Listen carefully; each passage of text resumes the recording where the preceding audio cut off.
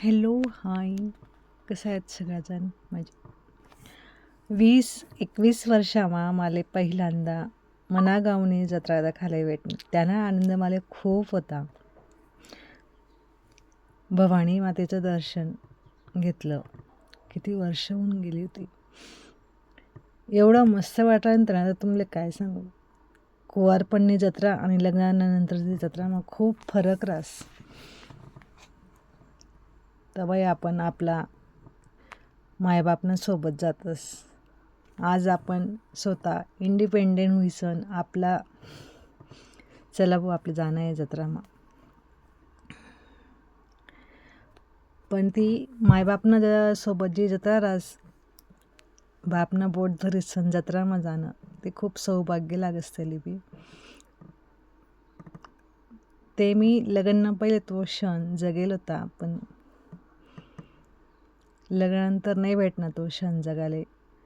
तर मी गऊ ती उणीव तर मला भाषीच राहीन ती मनमा पण काय करा ना ते खूप छान भेटणार लोके. सगळ्याजण सांगितली ना आम्ही तुला व्हिडिओ बघतोस, एवढं छान वाटणं ना. तर ह्या व्हिडिओ म्हणजे व्हिडिओ करामुळे मला खूप लोक ओळखाली लागतात. तो एक आनंद वेगळा होता. तो कोणी आणले रे, सुरेश नानाने. बस छान वाटे ना, तर तुमले मी ते सांगू शकत नाही शब्दानं. एक मुलगा आणि एक मुलगी काय करू शकत नाही, सगळं करू शकस मुलगीसुद्धा बापानं नावून करता. तेच मी थोडं करायला प्रयत्न करायला. भवानी माता फक्त त्याला यश येऊ दे, बस एवढंच मला म्हणणं आहे, बाकी काहीच नाही. आतमधून मला खूप आनंद वे राहता.